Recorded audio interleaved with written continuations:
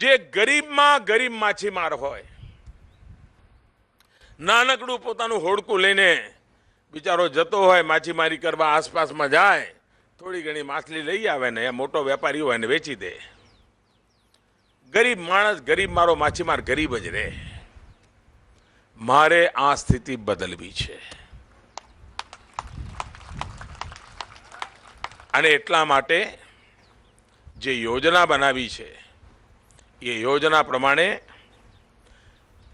આમાં પેલા દલાલોને જગ્યા નહીં મળે,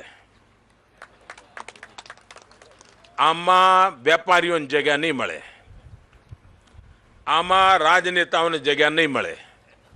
આ બધું પાકું.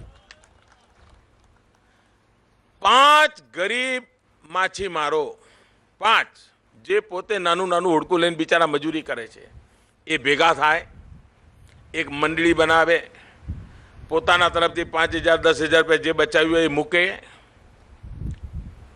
બેંક એમને પૈસા આપે, ભારત સરકાર 50% સબસિડી આપે, 1 કરોડ રૂપિયા સુધી મુદ્રામાંથી પૈસા મળે. અને આજે 12 નોટિકલ માઇલ પછી માછીમારા કરવા જવું હોય તો આ નાના હોડકાથી બિચારો જઈ ન શકે. આમાંથી આધુનિક બોટ ખરીદવાની, 5 લોકો ભાગીદારીમાં 12 નોટિકલ માઇલથી દૂર જ્યાં ઉત્તમ પ્રકારની માછલી મળતી હોય, વિપુલ માત્રામાં માછલી મળતી હોય, ત્યાં માછીમારી કરે. બોટમાં કોલ્ડ સ્ટોરેજની વ્યવસ્થા હોય, બધું પતાવીને ઘેર આવે, સીધી કોલ્ડ સ્ટોરેજની એને વ્યવસ્થા મળી જાય.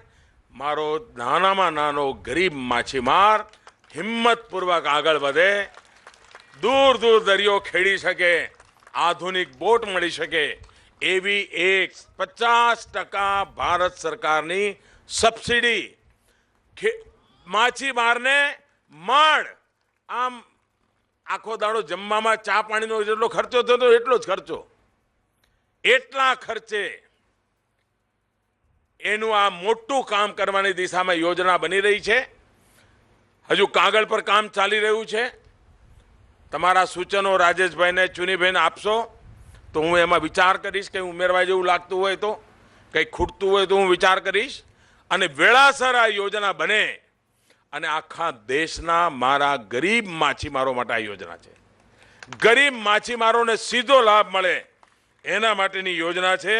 અને એના કારણે મોટામાં મોટો લાભ મારા સમુદ્રી તટ પર જે ભાઈઓ બહેનો રહે છે એમને મળે એ દિશામાં કામ કરવાની યોજના ચલાવી રહ્યો છું.